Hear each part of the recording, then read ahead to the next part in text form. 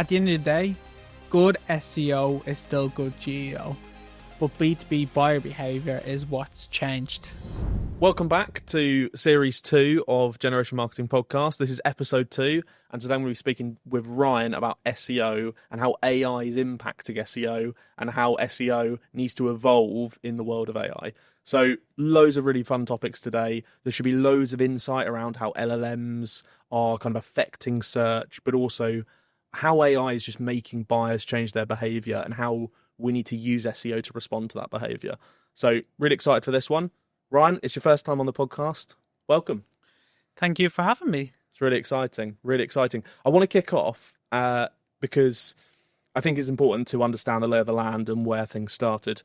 Let's talk about the SEO landscape generally and the history and how we've kind of got to where we have got to today. Yeah, sounds good. So I think I like to break SEO down to, the decades. The 90s was your cowboy years. That was when a lot of, more black hat practices were prominent. Things like, keyword stuff on web pages, the old trick of having a full list of keywords on a page, putting them in white so they blend in with the background. 2000s was when Google started to really make changes to make content a bit more helpful. So it started out with the Penguin and Hummingbird updates, which were the kind of initial updates to help define more helpful content. And then 2014, I believe, is when E-Force landed, which is your expertise, your authoritativeness, and your trustworthiness, which to this day is still the foundations of what makes good content, what makes great content, what makes content that ranks well. Obviously, in the 20s, the first half of the 20s was a bit more, they added experience to E, so it became experience on top of that. So not just showing that you're trustworthy, that you're an authority, it's also showing what have you actually done. It's like, what are the things that your business has done? What anecdotes can you add to your content to just show users, give them real life experiences, which I think is still used in a lot of the more conversational shifts we're seeing with AI, but I'll get more into that in a second. There was also, Google did their helpful content update, which also had very strict parameters of what makes content helpful, what makes content useful. And then more recently, we're starting to see a lot of LLM tools come through. And I think at the moment, there are a lot of concerns these days about how LLMs have impacted SEO. It's quite a new technology at the moment. I think there's still that great unknown. For the most part, we are seeing that they still rely a lot on search engine best practices. We know that ChatGPT tends to crawl Bing a lot for its content, and there's also evidence, though unconfirmed, that it also uses a lot of Google as well, Google Search Engine Pro. But yeah, it's just been a lot of shifts, a lot of concerns, and it's almost like that what that next step is going to be is where people are concerned as LLM tools start to grow. Will they still be as reliant on search engines, or will they figure out their own ways of providing helpful content to users? Yeah, it's a good point. I think before we dive into that, let's talk about, I think it's quite a divisive subject at the moment. People were talking about GEO and AEO being a new version of SEO. I know your opinion is more that SEO has just kind of evolved slightly, so there's a new way people can search. It's still SEO and it's still reliant on the best practices. Do you want to talk a bit about that? Absolutely. So yes, I believe good GEO is always going to have good SEO at its foundations. At the end of the day, users are still searching for queries, looking for helpful content, and Google has done a great job at mastering the helpful content algorithm, being able to decipher queries and turn them into tailored results for users. So at its foundation, LLMs still rely on that data quite a lot. And at the end of the day, you still need to have great content on your website. You still need a website that's crawlable, not just for users and search engines, which is traditionally been the way, but now LLMs as well. So you need a site that is going to be easy to crawl.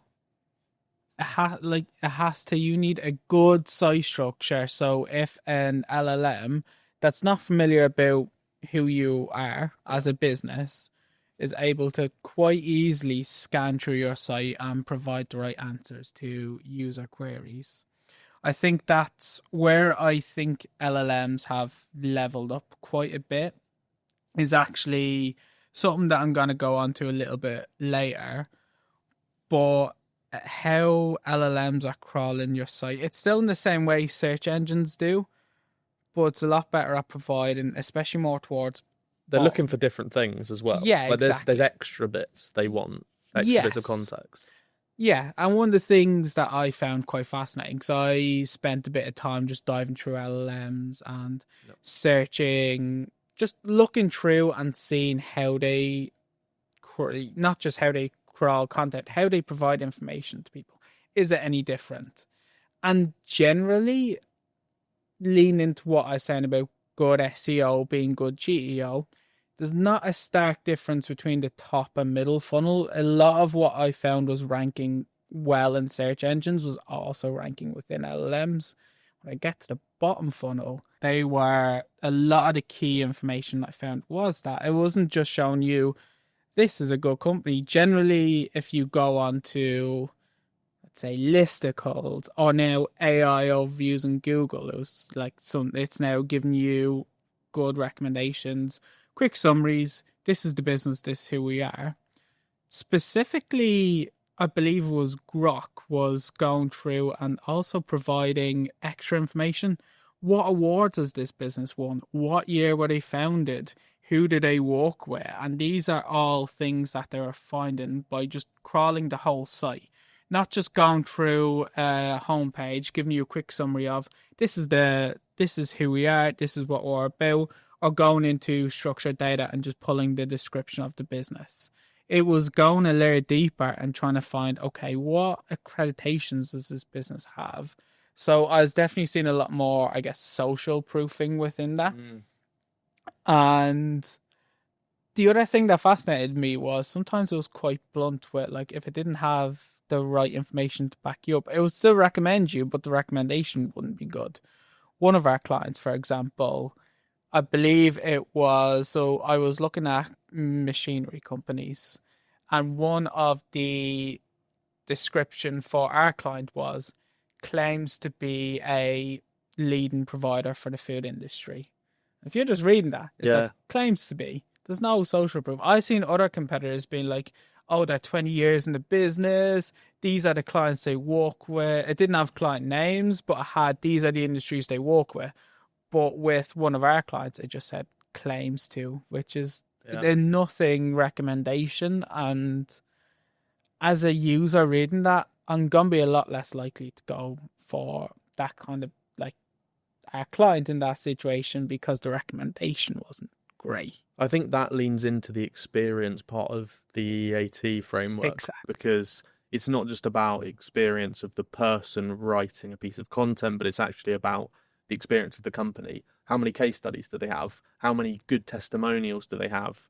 Also, I know, like, Reddit is cited a lot. So are some of the directories like G2, if you're a software company or a services company. It will take all of that into account. It's not like a search engine that reads a page and reads the meta description of that page and kind of serves you one item. It serves you one item, but with the context of the entire site, and it gives you all of that.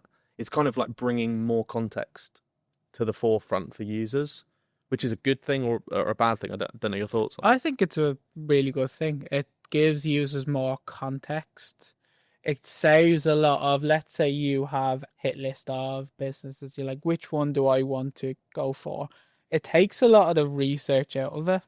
Now, me personally, I would like to do my own kind of desktop research anyway, just to make sure. But to have that initial information is just a bit more helpful. It can help you, let's say you have 10 businesses and you look at quick recommendations, you can quickly weed that down to maybe, okay, these are the top 2 or 3 based on some of this information I'm given. And then you can do your own research. So it's almost sets the foundations for the buyer, the decision-making process.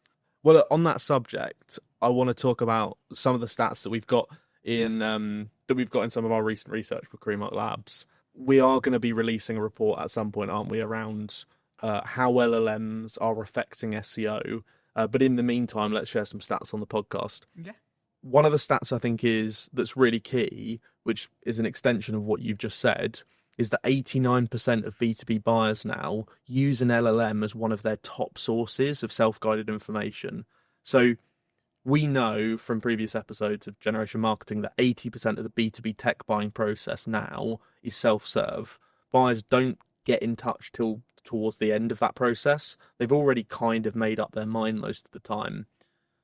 If 90%-ish of B2B buyers are using LLMs as part of that process, as you say, if you don't appear on that list, if you're not cited or you're not cited in the right way with the right context and social proofing, you've kind of already failed.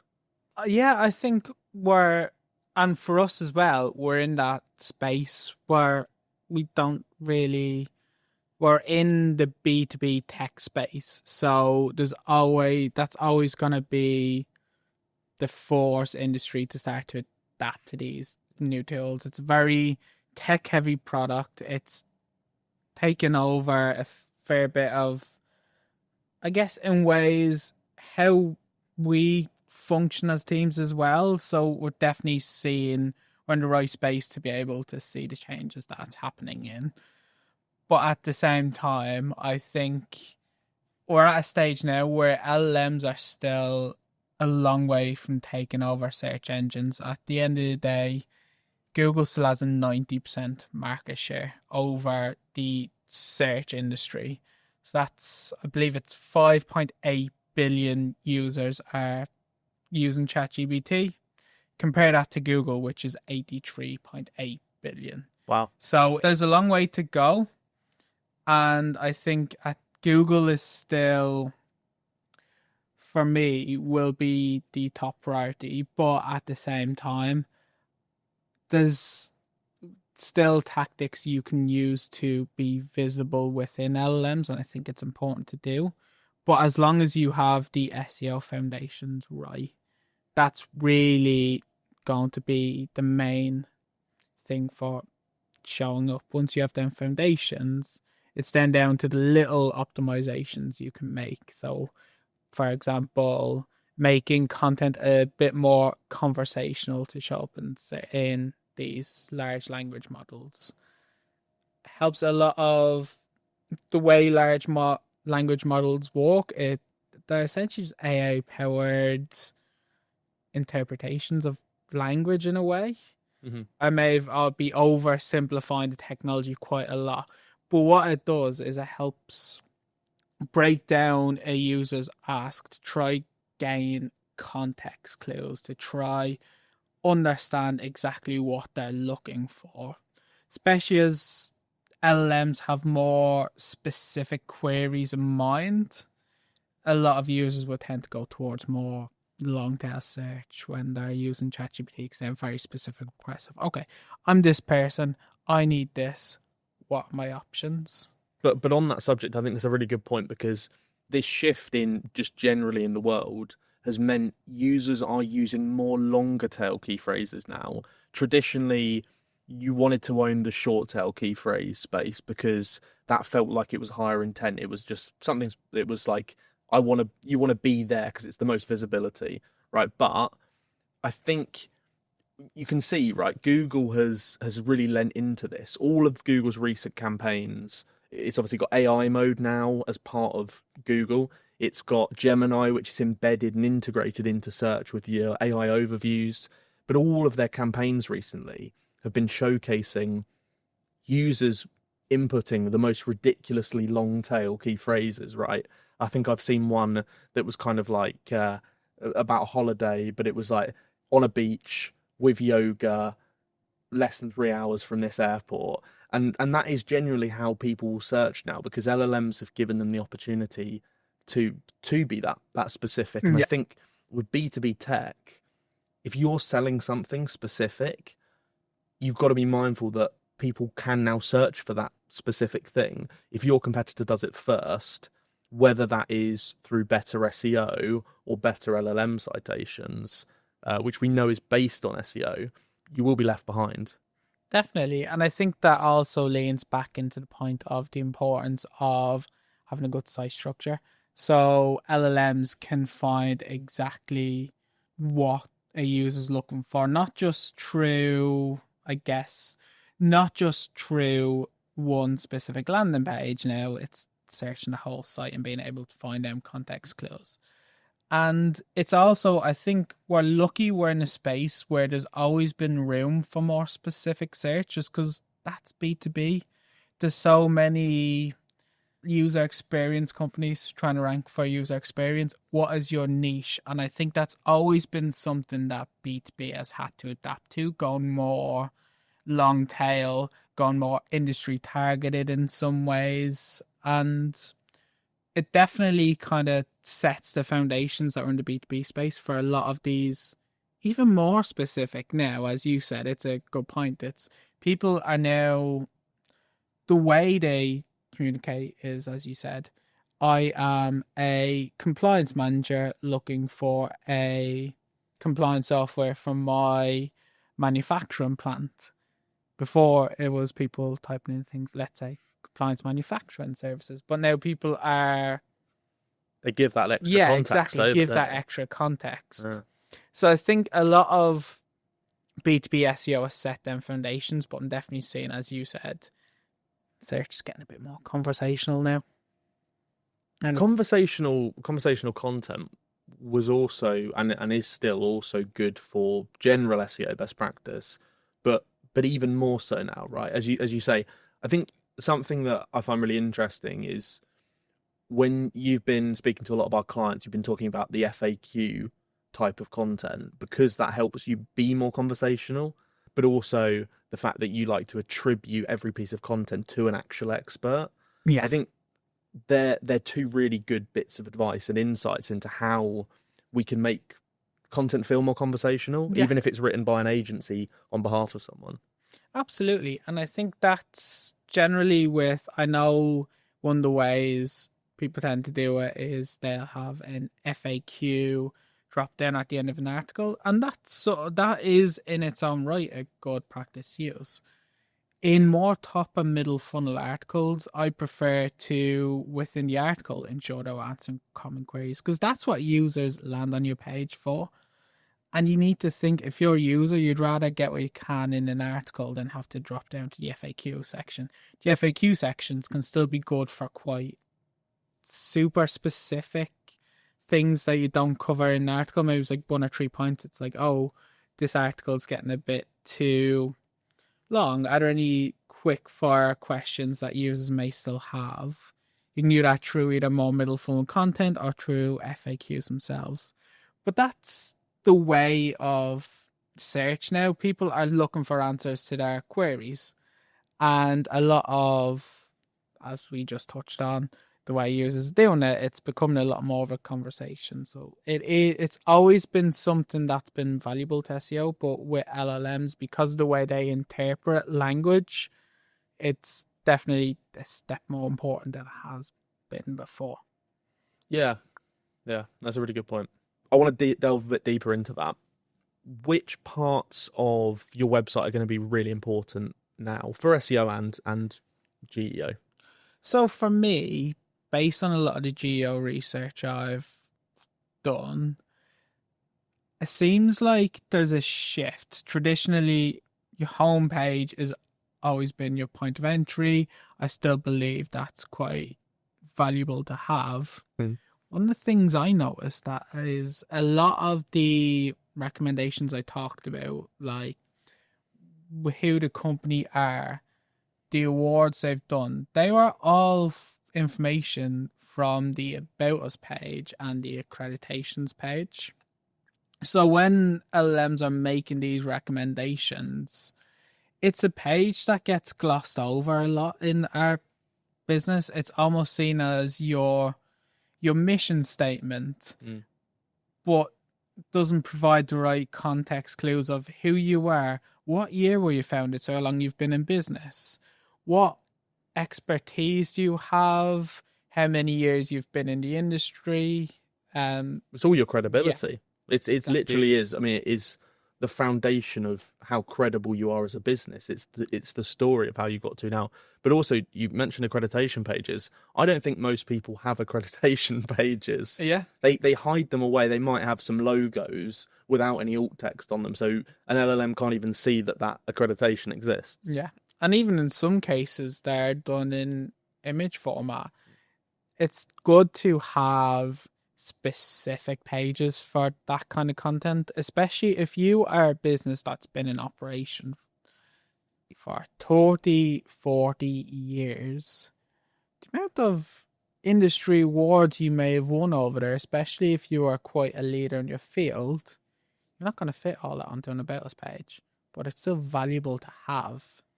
So for me, I advise clients to really build out that accreditation page, show not just LLMs, users as well, and Google itself, that you are an expert, you have won these awards, you are seen as quite a leader within your field because these massive companies within your field are giving you awards. And not even awards, but accreditations. What certifications do you have?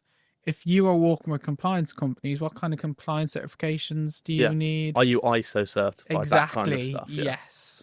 So that's stuff that's becoming increasingly important. But not just accreditations, also what I say about your About Us page. That's your chance to sell who you are, what you do, your key industries. And that's where a lot of that page gets wasted a lot, I feel, on clients, where this is our mission statement, and it's a lot of corporate speak that you tend to find on homepages, just not duplicated, but similar kind of stuff. And I feel like having clear information who you are, but not just that, your values as a business, your mission statement, and just trying to give as many, I'm saying this word a lot, but as many context clues as you can. Let's talk about author attribution, because I know you sort of hold that very highly.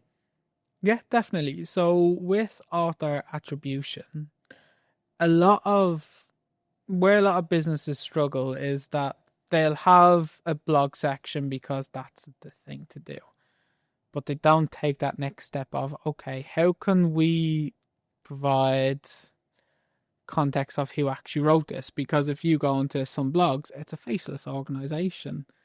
Like, this blog was written by Creamark. Who is Creamark? Who's the person Creamark? Yeah. Trying to have, it's important for readers to be like, okay, I know Creamark's a marketing agency. They're writing about SEO. Who's the person that's actually talking about it? Yeah. And who's authoritative exactly, on that subject? Who are they? What have they done?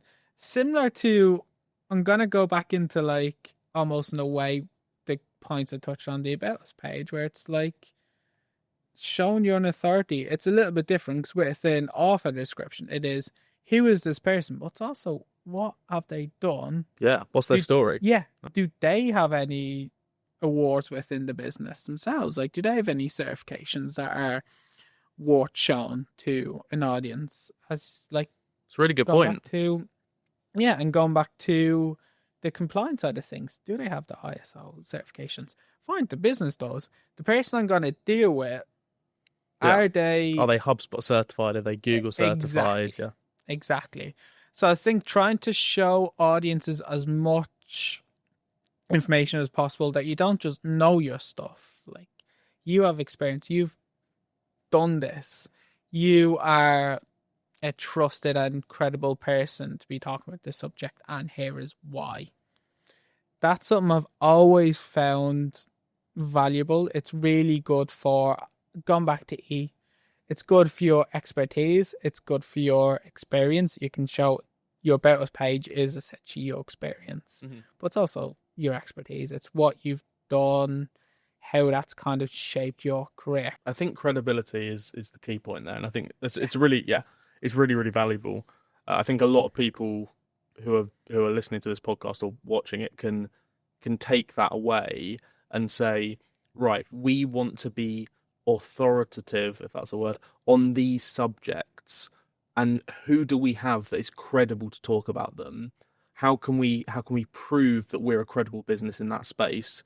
Let's take our leadership team, let's take our head of departments, let's take our subject matter experts, and we'll assign content, whether they contribute to it, whether they're actually attributed to it, or they provide insight and it's attributed to them.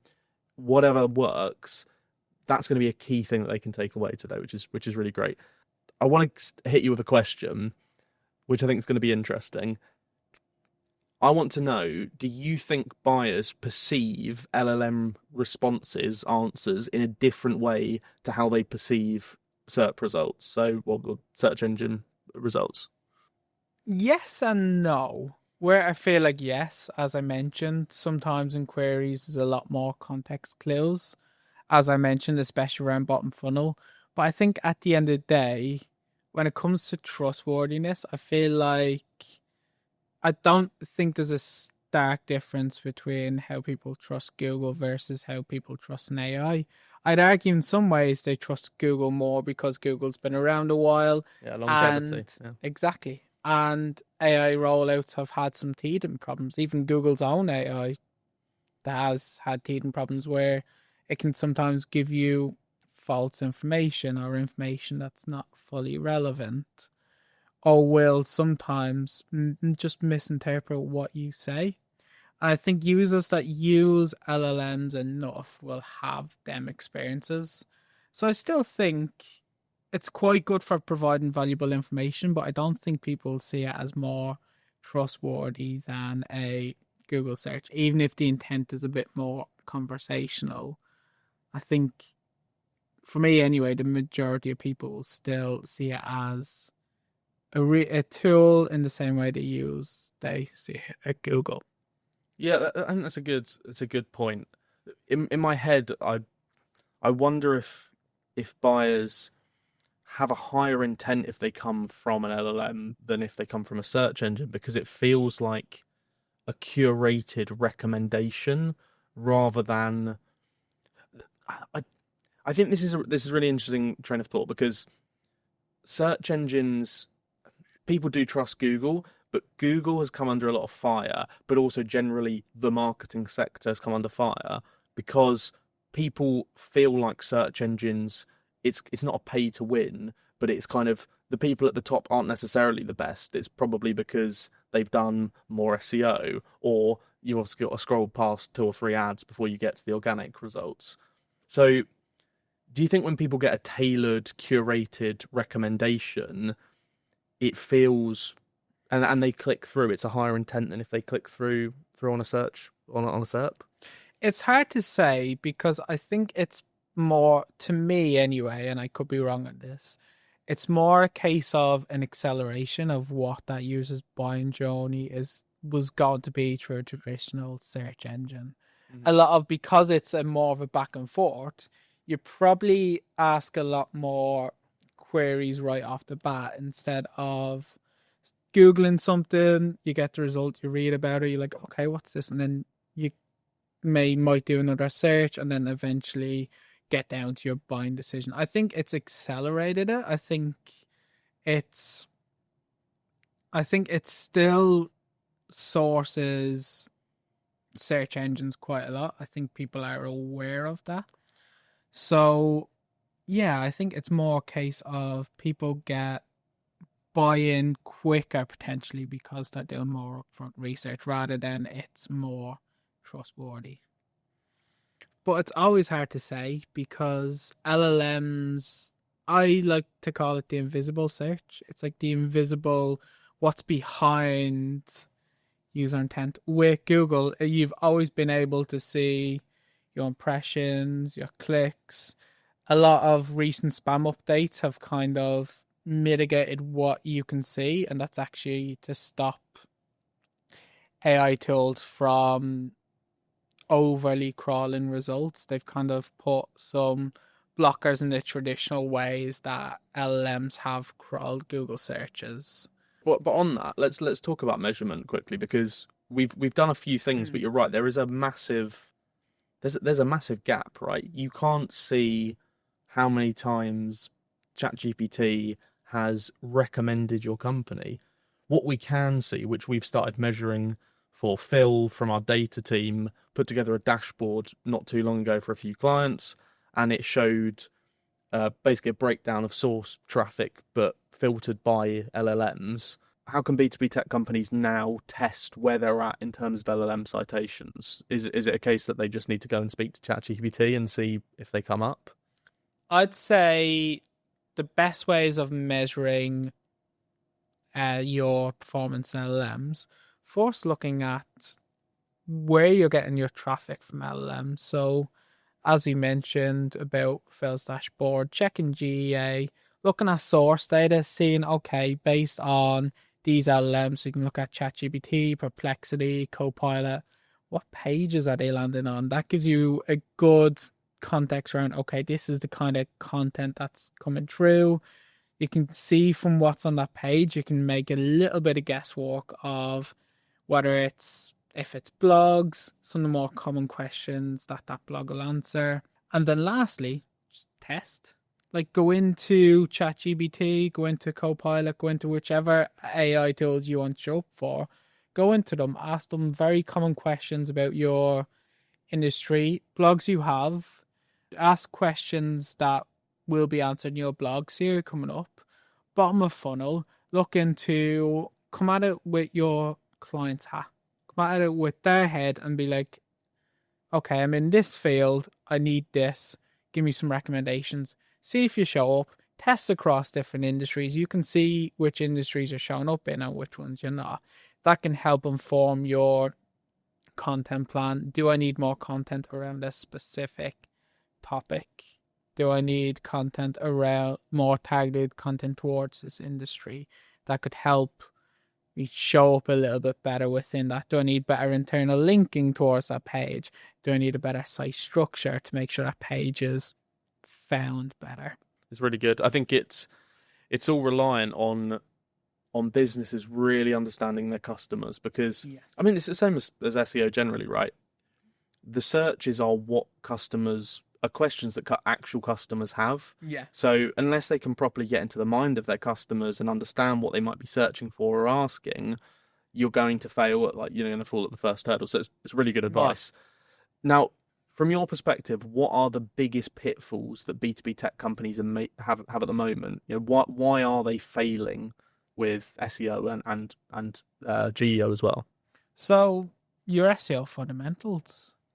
How fast is your website? How does it perform?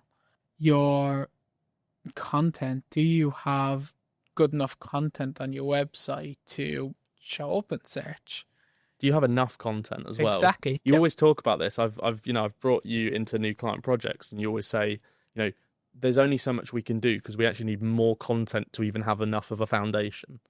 Exactly. And making sure them foundations are right is essential, which falls into your site structure. Making sure that you can be found. Making sure that making sure it's clear for users. If your structure is clear for users, it's going to be clear for search engines. It's going to be clear for LLMs.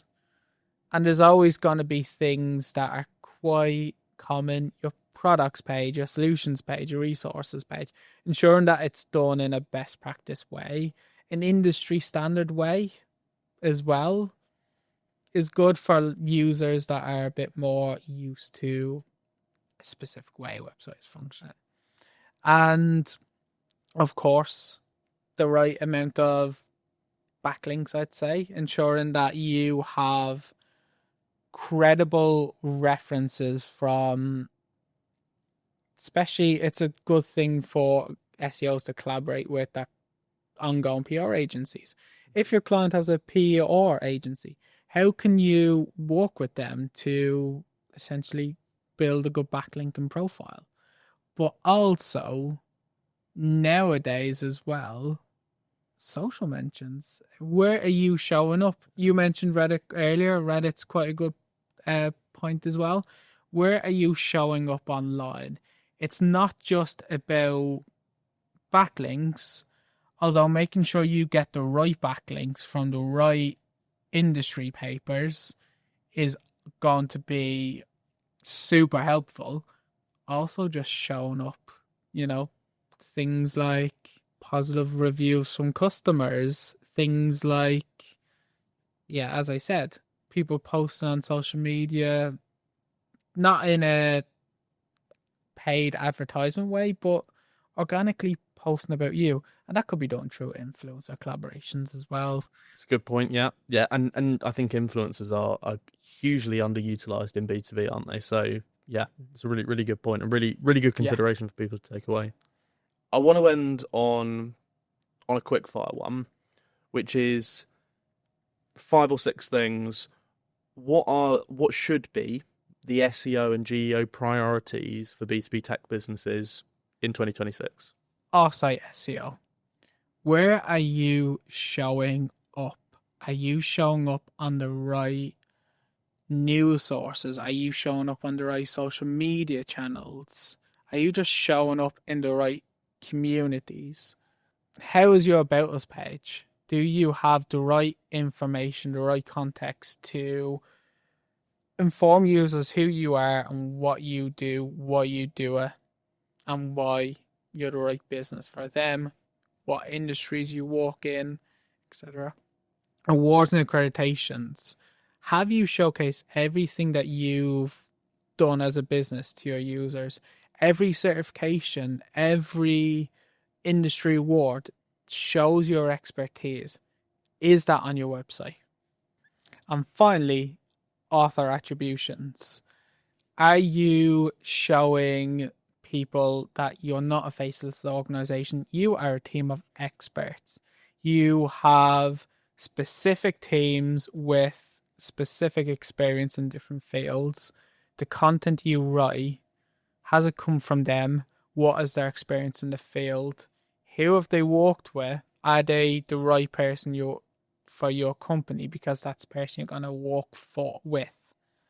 So yeah, show people that you know your shit and you are the shit. Amazing. Great place to end it. That was super insightful. So thank you for joining the podcast this week. We have got so many key takeaways there, and I think we're going to have to expand on that with a load more content.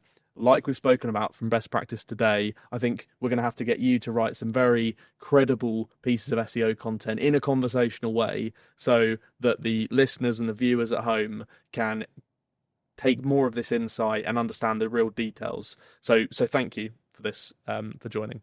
It's been a pleasure, Gabe, and I look forward to it. Yeah, it's amazing. Right, we've got loads of really, really exciting episodes coming up in this season 2 of Generation Marketing. One of the next deep dives into a specific marketing channel will be into paid social and paid media in general, where Adam, who's one of our LinkedIn ads and paid media specialists, will be talking about loads of insights with Gary. That should be the next episode. So super excited for that. Please join us for the next episode. In the meantime, like, comment, subscribe. If you've been listening but you want to watch, video episodes are available on YouTube. If you want to get in touch about any of the topics discussed in this episode or let us know about things you want to hear for future episodes, you can get in touch by emailing podcast@creemark.com. Thank you so much for listening or watching this episode. We'll see you in the next one. Goodbye.